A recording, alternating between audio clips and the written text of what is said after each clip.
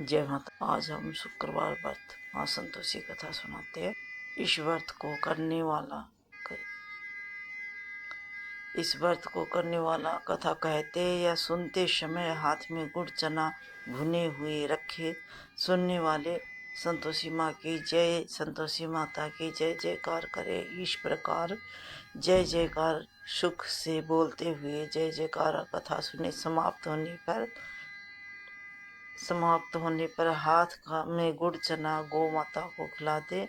कलश में रखे हुए गुड़ चना सबको प्रसाद के रूप में बांट दे। कथा से पहले कलश को जल से भरे, उसके ऊपर गुड़ चना से भरा कटोरा रखे। कथा समाप्त होने से और आरती होने के बाद कलश के जल को घर में सब जगह पर छिड़क दे और बचा हुआ जल तुलसी की क्यारी में डाल दे।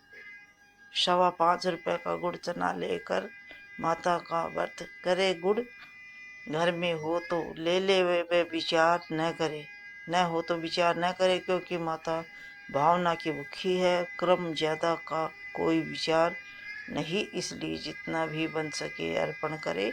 श्रद्धा और प्रेम से प्रसन्न मन हो व्रत करना चाहिए। व्रत के उद्यापन से 2.5 सेर खाजा मतलब सोमनदार पुरवा, खीर, चने का साग नैवेद्य रखे। घी का दीपक जलाए। संतोषी माता की जय जयकार बोलते नारियल फोड़े। इस दिन घर में कोई खटाई न खावे और न किसी को खाने को दे।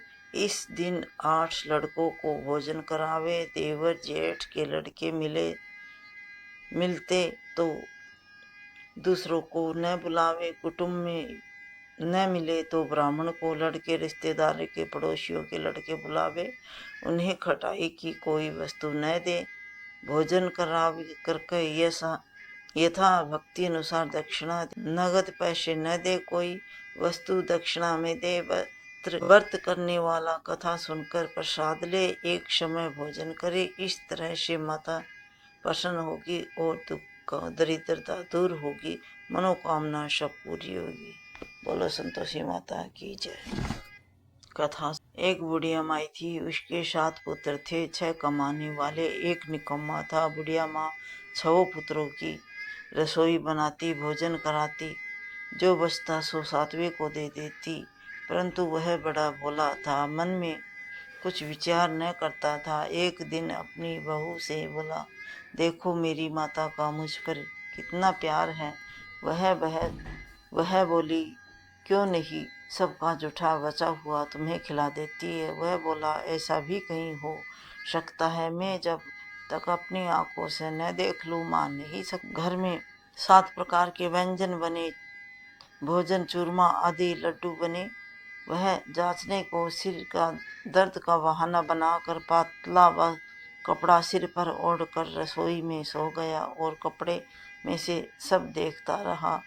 6 भाइयों भोजन करने आए। उनने देखा माँ ने उनके लिए सुंदर सुंदर आसन बिछाए, 7 प्रकार की रसोई परोसी। वह आग्रह करके उन्हें जिमाती है, वह देखता रहा। 6 भाई भोजन करके उठे, तब जूठी थालियों में से लड्डू के टुकड़े उठाए कर एक लड्डू बना लिया। जूठन साफ करके माँ ने उसे पुकारा, उठ बेटा, 6 भाई भोजन कर गए हैं, अब तू ही बाकी बचुआ, उठना, कब खाएगो। वह कहने लगा, माँ मुझे भोजन नहीं करना, मैं प्रदेश जा रहा हूँ। माता ने कहा, कल जाता हो तो आज ही चला जा। वह बोला, हाँ आज ही जा रहा हूँ। यह कहकर वहाँ घर से निकल गया। चलते समय बहू की याद आई। वह गौशाला में कंडे थाप रही थी। जाकर बोला, दो हमें जावे परदेश को आवे कुछ काल, तुम रहियो संतोष से धर्म अपना पालन। वह बोली, जाओ पिया आनंद से, हमारो सो छटाओ, राम भरोसे हम रहे, ईश्वर तुम्हें सहाय दे। देव निशानी अपनी देख धरु मन धीर, सुधीर हमारी न विसारियो, रहियो मन में गंभीर। बोला, वह बोला, मेरे पास तो कुछ नहीं है, यह अंगूठी है, सो ले ले, सो अपनी अंगूठी निशानी मुझे दे दे। वह बोली, मेरे पास क्या है, यह गोबर भरा हाथ है। यह कहकर उसकी पीठ पर गोबर के हाथ की छाप मार दी। वह चल दिया। चलते चलते दूर देश में पहुंचा। वह एक साहूकार की दुकान थी। वह जाकर कहने लगा, भाई मुझे नौकरी पर रख लो। साहूकार को जरूरत थी। बोला, रह जा। लड़के ने पूछा, तनख्वाह क्या दोगे? साहूकार ने कहा, काम देख कर दाम मिलेंगे। साहूकार की नौकरी मिली। वह सवेरे 7 बजे से रात तक नौकरी करने लगा। कुछ दिनों में साहूकार को सारा लेन देन, हिसाब किताब, ग्राहकों को माल बेचना, सारा काम करने लगा। साहूकार के 7-8 नौकर थे। सब चक्कर खा के गिरने लगे। यह तो बहुत होशियार बन गया। सेठ ने भी काम देखा तो 3 महीने में ही उसे आधे मुनाफे का हिस्सेदार बना दिया और 12 वर्ष में वह नामी सेठ बन गया और मालिक सारा कारोबार छोड़कर बाहर चला गया। अब बहू पर क्या बीती सो सुनो। सास ससुर उसे दुख देने लगे। सारी गृहस्थी का काम करवाते, उसे लकड़ियां लेने जंगल में भेज देते और घर की रोटियों के आटे में से जो भूसी निकलती उसी की रोटी बनाकर रख दी जाती और फूटी नारियल की नारियली में पानी। इस तरह दिन बीतते रहे। एक दिन वह लकड़ी लाने जा रही थी। रास्ते में वह बहुत सी स्त्रियां संतोषी माता का व्रत करती दिखाई दी। वह बड़ी वहां खड़ी हो गई, कथा सुनने लगी। बोली, बहनों, तुम किस देवता का व्रत करती हो और इश्क करने से क्या फल होता है? इस व्रत के करने की क्या विधि है? यदि तुम अपने इस व्रत का विधान मुझे समझाओगी तो तुम्हारी बड़ी एहसान मानूंगी। तब उसने एक स्त्री बोली, सुनो, यह संतोषी माता का व्रत है। इस व्रत निर्धनता दूर होती है, दरिद्रता का नाश होता, लक्ष्मी आती है, मन की चिंताएं दूर होती है, घर में होने से मन को सुख, प्रसन्नता और शांति मिलती है। व्रत के दिन घर में खटाई कोई न खावे। यह सुनकर बहू जल्दी रास्ते में लकड़ियां का बोझ को बेच दिया और उन पैसों से गुड़ चना ले माता के व्रत की तैयारी करने लगी। चली गई और सामने मंदिर देखा। पूछने लगी, यह मंदिर किसका है? बच्चे कहने लगे, ये संतोषी माता का मंदिर है। यह सुनकर माता के मंदिर में जा माता के चरणों में लौटने लगी। दिन हो विनती करने, मैं मूर्ख हूँ, व्रत के कोई नियम कुछ नहीं जानती, बहुत दुखी हूँ। हे माता जगत जननी, दूर करो, तेरी शरण में आई हूँ। माता को दया आई। एक शुक्रवार बीता, दूसरा शुक्रवार बीता। शुक्रवार को ही इसके पति का पत्र आया और तीसरे को उसका भेजा हुआ पैसा भी आया पहुंचा। यह देखकर जेठानी मुँह सिकोड़ने लगे। इतने दिनों में इतना पैसा आया, इसमें क्या बड़ाई है? लड़के ताने देने लगे कि काफी पत्र आने लगे हैं, रुपया आने लगे। अब तो काकी की खातिर बढ़ गई। अब तो काकी बुलाने से भी नहीं बोलेगी। बेचारी सरलता से कहती है, भैया पत्र आवे, रुपया आवे तो हम सब के लिए ही अच्छा है। ऐसा कहकर आंखों में आंसू भरकर संतोषी माता के मंदिर में आकर मातेश्वरी के चरणों में गिरकर रोने लगी। माँ, मैंने तुमसे पैसा नहीं मांगा, मुझे पैसे से क्या काम है? मुझे तो अपने सुहाग से काम है। मैं तो अपने स्वामी के दर्शन और सेवा मांगती हूँ। तब माता ने पसंद होकर कहा, जा बेटी, तेरा स्वामी आएगा। यह सुन खुश होकर बावली हो घर में काम काज करने लगी। अब संतोषी माँ विचार करने लगी कि भोली पुत्री से मैंने कह तो दिया तेरा पति आएगा, पर आएगा कहाँ से? वह तो इसे सपने में भी याद नहीं करता। उसे याद दिलाने के लिए मुझे ही जाना पड़ेगा। इस तरह माता बुढ़िया का सपना में जाकर प्रकट हुई। बुढ़िया के बेटे के सपने में जाकर प्रकट हुई कहने लगी, साहूकार के बेटा सो रहा है या जग रहा है? वह बोला, माता सोता भी नहीं जगता भी नहीं, मैं ही हूँ, बीच में ही हूँ, कहो क्या आज्ञा है? माँ कहने लगी, तेरा घर बार कुछ है या नहीं? वह बोला, माँ सब कुछ है, माँ बाप भाई बहन वह बहू, क्या कमी है? माँ बोली, तेरी भोली पुत्र, तेरी स्त्री घोर कष्ट उठा रही है, तेरा माँ बाप उसे दुख दे रहे हैं, वह तेरे लिए तरस रही है, तू उसकी सुधि ले। वह बोला, माता यह तो मुझे मालूम है, परंतु जाऊं कैसे? प्रदेश की बात है, लेन देन का कोई हिसाब नहीं जानता, जाने का कोई रास्ता नजर नहीं आता, कैसे चला जाऊं? माँ कहने लगी, मेरी बात मान सवेरे नहा धो, माता का नाम लेकर घी का दीपक जला, दंडवत प्रणाम कर दुकान पर जाकर बैठ जा। देखते देखते तेरा लेन देन सब चुक जाएगा, माल बिक जाएगा, सांझ होते होते धन का ढेर लग जाएगा। तब सवेरे बहुत जल्दी उठा, उसने लोगों से अपने सपने की बात कही, तो वे सब उसकी बात अनसुनी कर दी। दिल अनसुनी कर दी, उड़ने लगा दिल उड़ने लगा कहाँ कहीं सपने भी सब हंसी उड़ाने लगे कि कहीं सपने भी सच होते हैं क्या?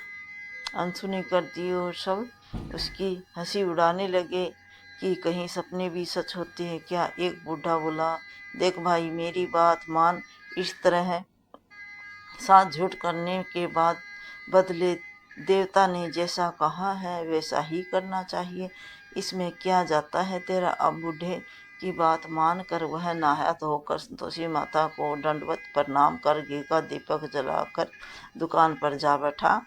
थोड़ी देर में क्या देखता है कि देने वाले रुपए लाए लगे देने वाले ला के रुपए देने लगे, देने वाले हिसाब लेने वाले सब हिसाब लेने लगे। कोठे भर गए, सामान के खरीदार नगद दाम में सौदा करने लगे। शाम तक धन का ढेर लग गया। माता का यह चमत्कार देखकर खुश हो गया। मन में माता का नाम ले घर जाने के लिए वास्ते गहने कपड़ा खरीदने लगा और वहाँ के काम से निपट कर तुरंत रवाना हुआ। वहाँ बहू बेचारी जंगल में लकड़ियाँ लेने जाती है। लौटते वक्त माता जी के मंदिर में विश्राम करती है। वह तो उसका रोजाना रुकने का स्थान ठहरा। दूसरे दिन धूल उड़ती देखकर वह माता से पूछती है, हे माता, आज यह धूल कैसी उड़ रही है? माँ कहती है, पुत्री तेरा पति आ रहा है, अब तू ऐसा कर, लकड़ियाँ के 3 बोझ बना ला, एक नदी के किनारे रख दे, दूसरा मेरे मंदिर में और तीसरा अपने सिर पर रखकर तेरे पति को लकड़ियाँ का गट्ठर देखकर मोह पैदा होगा। वह रुकेगा, नाश्ता पानी बनाकर खा पी कर माँ के से मिलने जाएगा। तब तू लकड़ियाँ का बोझ उठाकर जाना और बीच चौक में गट्ठर डालकर 3 आवाज लगा देना, लो सासू जी लकड़िया का गट्ठर लो, भूसे की रोटी दो और नारियल की खोपड़ी में पानी दो। आज मेहमान कौन आया है? माँ की बात सुनकर बहुत अच्छा माता कहकर प्रसन्न हो लकड़ियाँ का 3 गट्ठर ले आई। एक नदी के तट पर, एक माता के मंदिर पर रखा। इतने में ही मुसाफिर आ पहुंचा। सूखी लकड़ियाँ देख उसके पति की इच्छा हुई कि यही निवास करे और भोजन बना खा पी कर गाँव जाए। इस प्रकार भोजन बना विश्राम करके वह गाँव को गया। जब वह सबसे प्रेम से मिल रहा था, उसी समय बहू सिर पर लकड़ियाँ का गट्ठर लिए आती है। लकड़ियाँ का भारी बोझ आंगन में घेर कर जोर से 3 आवाज लगाती है, लो सासू जी लकड़ियाँ का गट्ठर लो, भूसी की रोटी दो नारियल किनारे खोपड़ी में पानी दो। आज कौन मेहमान आया है? यह सुनकर सास अपने दिए हुए कष्टों को भुलाने की हेतु कहती है, बहू ऐसा क्यों कहती है? तेरा मालिक ही तो आया है, आ बैठ, मीठा भात खा, भोजन कर, कपड़े गहने पहन। इतना में आवाज सुन उसका स्वामी बाहर आता है और अंगूठी देखकर व्याकुल हो माँ के से पूछता है, हे माँ यह कौन है? माँ कहती है, बेटा यह तेरी बहू है। आज 12 सारे गांव में जानवर की तरह भटकती रहती है, काम काज घर का कुछ करती नहीं, 4 समय आकर खा जाती। अब तुझे देखकर भूसी की रोटी और नारियल की खोपड़ी में पानी मांग रही है। वह लज्जित हो बोला, ठीक है माँ, मैंने इसे भी देखा और तुम्हें भी देखा है। अब मुझे दूसरे घर की ताली दे दो, उसमें रहूँगा। तब माँ बोली, ठीक है बेटा, जैसी तेरी मर्जी, कहकर ताली का गुच्छा पटक दिया।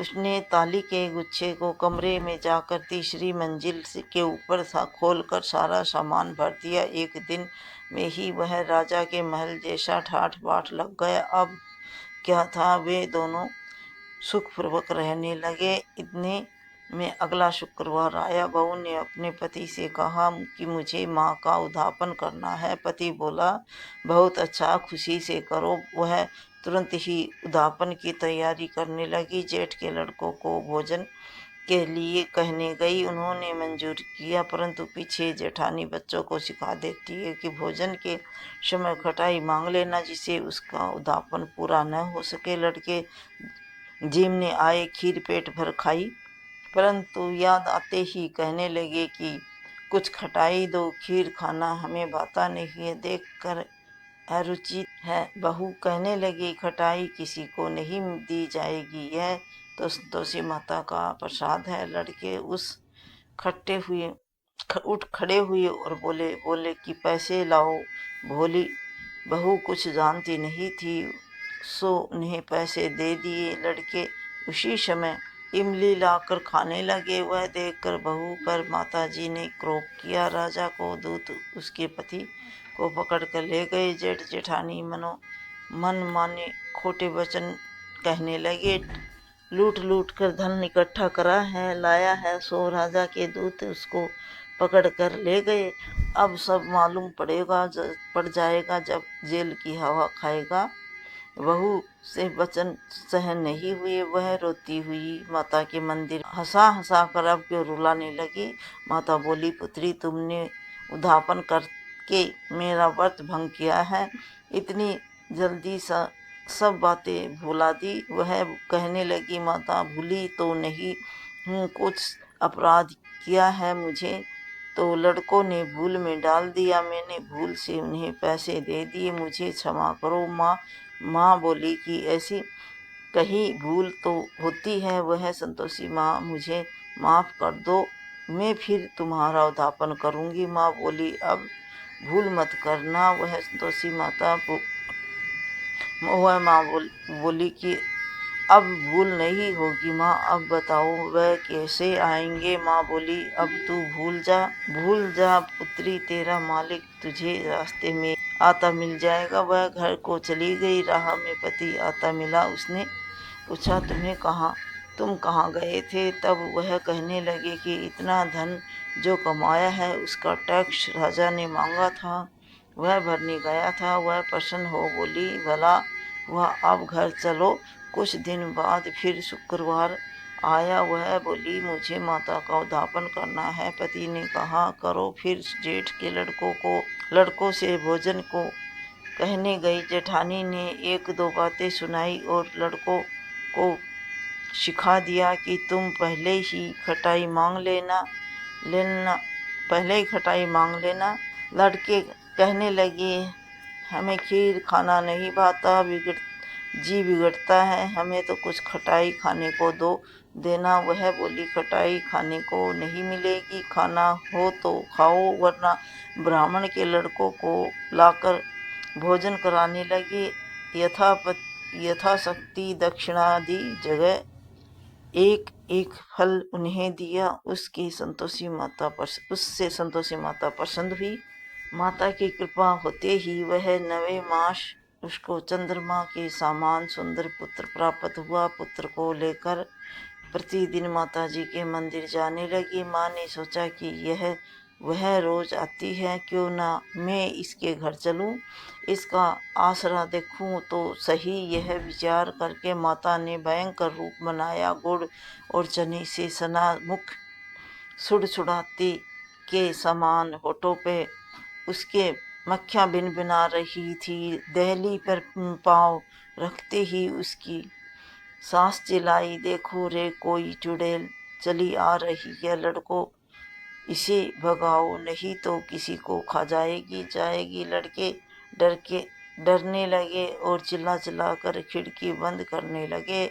बहू रोशनदान में से देख रही थी, पसंद हो से पागल हो गई, चिल्लाने लगी, आज मेरी माता मेरे घर आई है, यह कहकर बच्चे को दूध पिलाने से हटा देती है। इतने में सास का क्रोध फूट पड़ा। बोले इसे देखकर ऐसे देखकर कैसी उतावली हुई है, जैसे जो बच्चे को पटक दिया। इतने में माँ के प्रस्ताव से जहाँ देखे वहीं लड़के नजर आने लगे।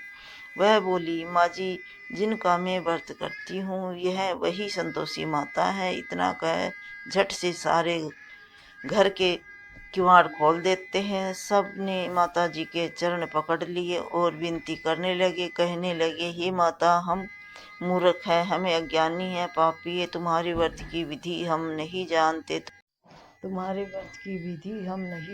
तुम्हारा व्रत भंग करके हमने अपराध किया है। हे माता, आप हमारा अपराध क्षमा करो। उस प्रकार माता प्रसन्न हुई। माता ने बहू को जैसा फल दिया वैसा माता सबको दे, जो पढ़े उसको मनोरथ पूरा हो। बोले, या सुने उसका सब मनोरथ पूरा हो। जय संतोषी माँ।